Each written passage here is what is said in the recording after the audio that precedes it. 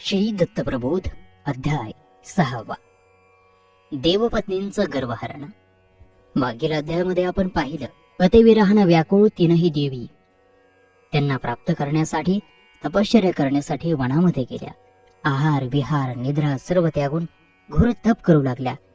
आणि त्यावेळी त्यांना भेट दिली ती नारदांनी देवांचं सर्व क्षमकुशल त्यांना सांगितलं. त्यांची परिस्थिती काय असेल ते पाहण्यासाठी देवींनी नारदांना अनसूयेच्या आश्रमात जाण्याची विनंती केली. नारद आश्रमामध्ये आले आणि माता अनसूयेला सर्व वृत्तांत सांगितला. त्या तीनही विरहिणींना आपला पतिविरह सहन होत नाही, त्यामुळे त्यांना त्यांच्या भेटी घडवून द्याव्यात अशी विनंती नारदांनी केली. पण या तीनही देवींचा अहंकार आपण नष्ट करावा अशी सुद्धा विनंती अनसूयेला परत केली. आणि त्या तीनही देवींना मी घेऊन येतो असं सांगून नारद मुनी स्वर्गात निघाले. आता त्या पुढील कथा अध्याय 6 सुरुवात होत आहे. स्वर्गात तिही जणी नारद मुनींच्या वाटेकडे डोळे लावून बसल्या होत्या. नारदांना पाहताच त्यांचा आनंद गगनात मावेना. पतिराजांची काही खबरबात निश्चित मिळेल म्हणून त्या उत्सुक झाल्या आणि लगबगीनं मुनींभोवती जमल्या. त्यांना वंदन करून अधीर स्वरात विनवू लागल्या की अनसूया मातेच्या आश्रमात काय काय घडलं ते जराही विलंब न लावता आम्हाला सांगा. नारदानं साध्यंत हकीकत सांगायला सुरुवात केली. तुमचा सर्वांचा आग्रह म्हणून मी त्या अत्री मुनींच्या पर्णकुटीत पुन्हा गेलो. मला पाहताच दोघींनाही पुष्कळ आनंद झाला. त्यांनी माझं पादप्रक्षालन केलं, षोडशोपचारी पूजा केली, भक्तिभावानं फलाहार दिला आणि क्षमकुशल पुसलं. त्या दाम्पत्याची मुद्रा आणि सर्व वर्तणूक अतिशय शांत आणि स्नेहशील होती. माता अनसूयेने मला स्वर्गलोकाचं कुशल विचारलं आणि कोण कोण देव कोणकोणत्या नगरीत कसे राहतात त्या नगरीचं वर्णन करून सांगण्याची विनंती केली. मग मी तिला इंद्राच्या आणि इंद्रपत्नी इंद्राणीच्या अमरावतीचं, तिच्या वैभव संपन्नतेचं वर्णन करून सांगितलं. या अमरावतीतच सर्व देवाधिदेवांची वस्ती, तारुण्याची, सौंदर्याची, संपन्नतेची, समृद्धीची इथल्या प्रत्येक व्यक्तीला मस्ती. यक्ष किन्नर येथे सदैव आपल्या सुस्वर स्वरात गंधर्व गान गातात आणि रंभा उर्वशी तिलोत्तमेसारख्या रूपगर्विता अप्सरा इंद्राच्या मनोविनोदनासाठी अहोरात्र नृत्य गायन करतात. विविध प्रकारच्या उपवनांनी आणि त्या उपवनातील नानाविध सुगंधी वृक्षवल्लींनी, लता कुसुमांनी सारं वातावरणच प्रफुल्लित होऊन जातं. नंदनवनासारखं अप्रतिम आणि अलौकिक उपवन म्हणजे तर स्वर्गाची शोभाच आहे. प्राची ही दिशा इंद्राची, तशी दक्षिण दिशा यमाची. प्राचीला अमरावती नगरी, तशी दक्षिणेला यमपुरी. ही यमपुरही अतिशय प्रचंड आणि विशाल आहे. पातकी आणि घातकी लोकांची ती दंडनगरी आहे. यातच प्रचंड असे नरककूप आहेत आणि त्यातच त्या अघोरी पापी जीवांना फेकण्यात येते. कुंभीपाक नरकात मोठमोठे जळते खांब आहेत. त्या खांबांना पापी, कुटील, जारकर्मी, अविवेकी, मात्रागमनी, असत्यवादी, मलिन जीवांना नग्न करून बांधलं जातं आणि आपापल्या पापाचं झाडा द्यावा लागतो. अशा रीतीनं सर्व पापी जीवांना पापमुक्त करून देण्यासाठी यमनगरीत यम आनंदानं बसत आहे. नैऋत्य दिशा ही अशाच आनंदी लोकांची दिशा समजतात. वायव्ये कोणी वरुणराज वसतो, उत्तरेला सोम वास्तव्य करतो. या सर्व अनंत ब्रह्मांडेचं जे वैभव, सर्व जगताचं जे आदिकारण, तो म्हणजे वैकुंठाचा रमा माधव. त्याची लीला काय वर्णावे. स्वर्ग, मृत्यू, पाताळ इत्यादिकांचे मूळ हाच. वैकुंठ, सत्य कैलास म्हणजे हाच. असा हा विष्णुलोक. अनसूये नेहमी आनंदी आनंदानं उल्हासानं फुललेला असतो. पण मी सर्व लोक फिरून जेव्हा कैलासावर, सत्य लोकावर आणि वैकुंठावर गेलो, तेव्हा तिथे सर्वत्र शुकशुकाट दिसला. आनंद धर्माचं चिन्ह कुठेच दिसत नव्हतं. सगळं सुन सुन भासत होतं. म्हणून मी न राहून नंदीश्वराला विचारलं, हे काय घडलं? तेव्हा तो म्हणाला, पार्वती माता तपाचरणाला म्हणून वनात गेली आणि तिच्या समवेत रमा आणि सावित्री माताही गेल्या. कोणता हेतू मनात धरून त्या वनात गेल्या? मी विचारलं. मला पामराला ते माहीत नाही, परंतु कैलासावरून न सांगता न सवरता सांब सदाशिव एकाएकी नाहीसे झाले आणि खूप कालावधी लोटला तरी ते परत आले नाहीत. म्हणून पार्वती माता तपाला बसल्या. हे नंदीश्वरानं सांगितल्यावर मी वैकुंठावर आणि सत्यलोकावर जाऊन पाहिला. तिथेही तीच हकीकत. आणि मी त्या तिघी ज्या ठिकाणी तपाचरणाला बसल्या होत्या तिथे गेलो. पतिदर्शनाच्या ध्यासानं त्यांचा जीव व्याकुळला होता. त्या तिघींना आश्वासन देऊन त्यांचे पती शोधायला मी असा बाहेर पडलो आणि भटकू लागलो. ही सर्व हकीकत ऐकून अनसूया मातेच्या अंतःकरणाचं पाणी पाणी झालं. ती उठून आत गेली आणि तिनं माझ्या पुढ्यात 3 छोटी तहानी बाळं आणून ठेवली. या 3ही बालकांचं तेज साक्षात सूर्या इतकं तेजस्वी होतं. त्या 3 बालकांना जन्म देऊन अनसूया खरोखर धन्य झाली होती. म्हणून मी तिला म्हटलं, माते अनसूये, या अशा अलौकिक पुत्रांना जन्म देऊन खरोखर धन्य झालीस. तुझी कूस खरंच पावन झाली. माझे हे बोलणं ऐकताच अनसूया हसली आणि म्हणाली, गुरुदेवा, नीट पहा बरं बाळांकडे. ते तुम्हाला खरंच का माझ्या कुशीतली वाटतात? मी त्या बालकांना पाहता खरं तर चमकलो आणि मला उलगडा झाला होता की कैलास, वैकुंठ आणि सत्यलोक ओस का पडले. पण मला साक्षात सतीच्या तोंडूनच सारी हकीकत ऐकायची होती. मी म्हटलं, माते, सारा वृत्तांत तूच कथन करीनस. घडलेला सर्व प्रकार तिनं मला सांगितला आणि मला म्हणाली, नारद मुनी, आता तुम्ही त्वरित स्वर्गात जा आणि त्या 3ही तपस्विनी पतिव्रतांना ही सारी हकीकत सांगून लगोलग इकडे पाठवून द्या, म्हणजे त्यांचे पती त्यांना भेटतील. त्यावेळेस मी म्हणालो, हा काय, निघालोच मी. पण एक सांगायला विसरू नका त्यांना की प्रत्येकीनं आपापला पती ओळखून त्याला घेऊन जावं आणि सत्य करून दाखवावं.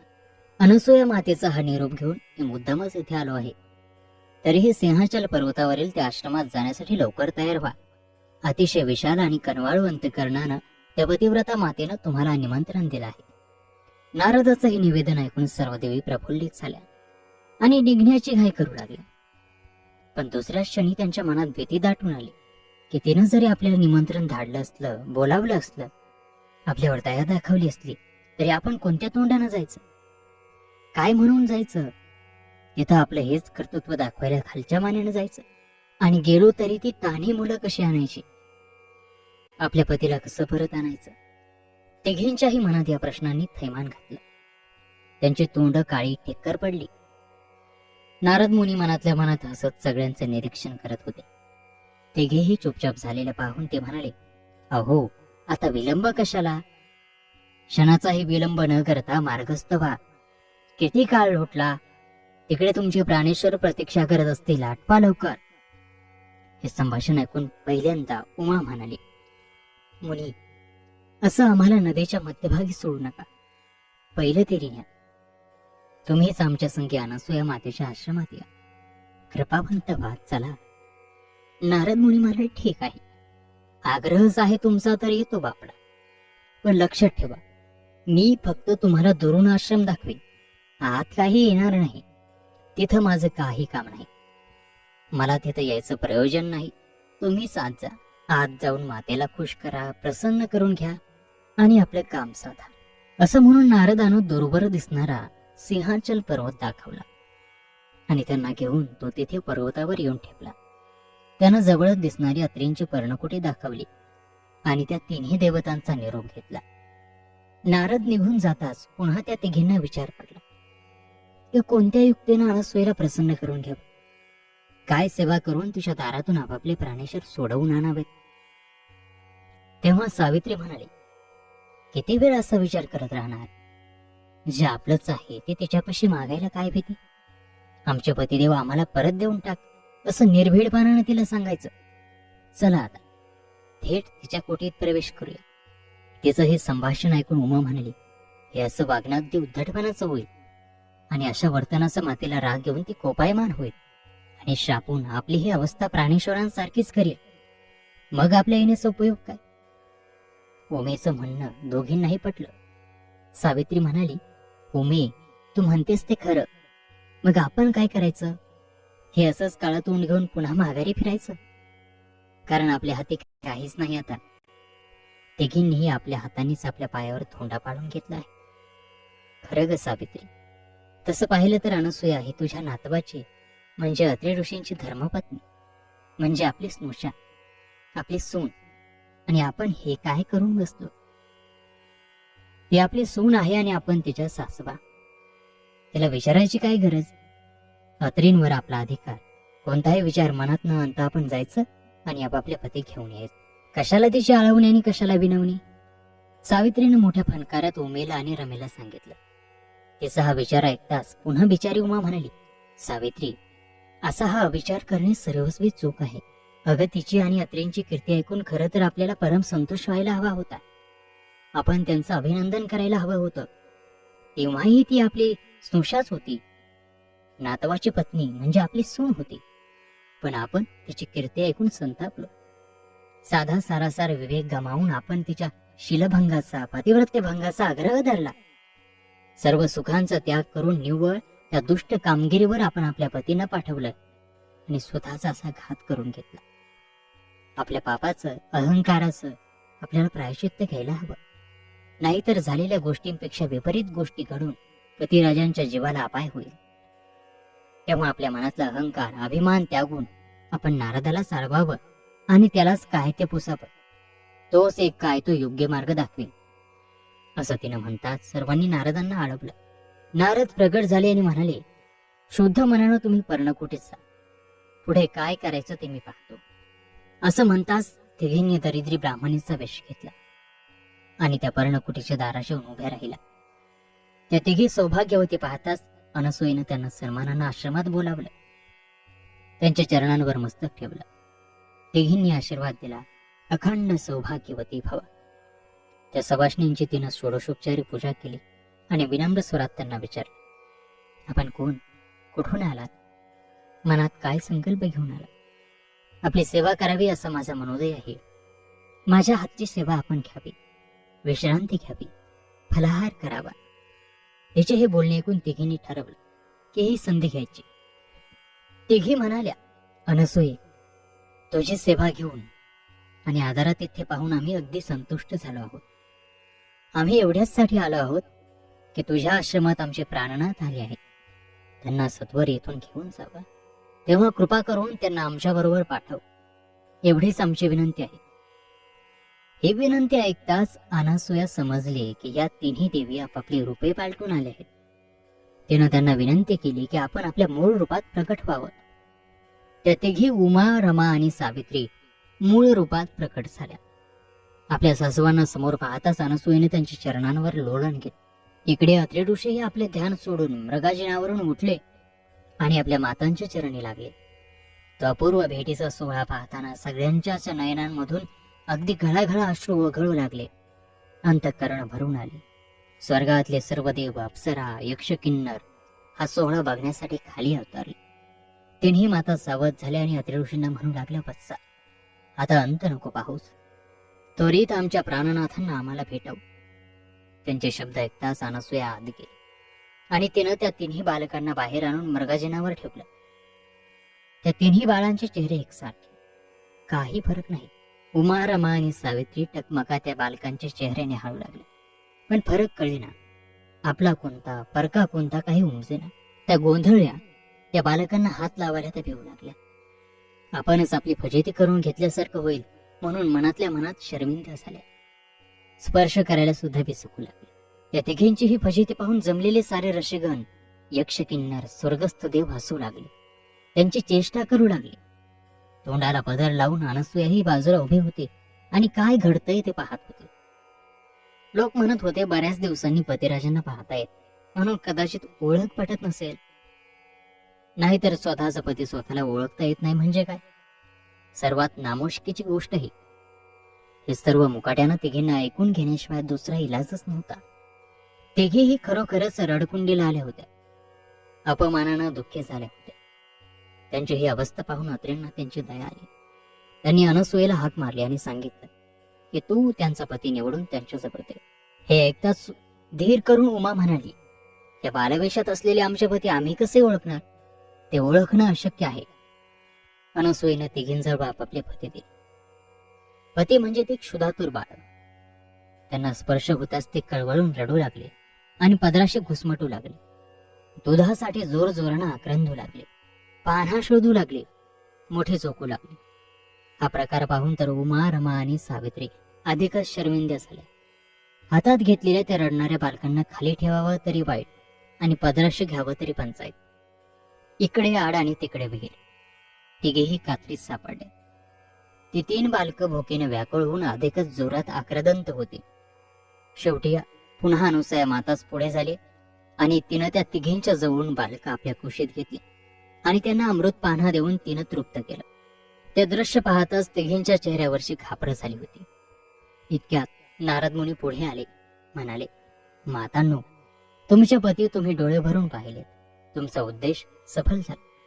आता आपण आपल्या स्वस्थानी निघूया. उमा म्हणाली, नारद मुनी, असं करून कसं चालेल? आम्ही तर आमच्या पतिराजांना न्यायला आलो होतो. ही बालकं न नेता आम्ही कशा हात हलवत परत जाऊ? आणि ह्या तान्यांना नेऊन काय फायदा? त्यांचं लालन पालन कोण करणार? काय करायचं ते तुम्ही सांगा. नारद म्हणाले, मी काय सांगणार? तुम्ही तर या विश्वनियंत्यांच्या अर्धांगिनी, सकल चराचराच्या भामिनी. तुमच्या इच्छेविना तर झाडाचं पान हलत नाही. तुम्ही म्हणाल तर दल हलेल, राजा बोलेल. तुम्हीच काय ते ठरवा. मी पामर काय सांगणार? नारदांच्या ह्या उत्तरावर काही उत्तर द्यायला त्यांच्याजवळ शब्दच नव्हते. उत्तर नव्हतं. त्या उग्यामुग्या झाल्या, गप्प झाल्या. बराच काळ लोटला तरी त्या काहीच बोलल्या नाहीत. तेव्हा नारदालाच त्यांची दया आली आणि त्या तिघींना अनसूयेची प्रार्थना करायला सांगितली.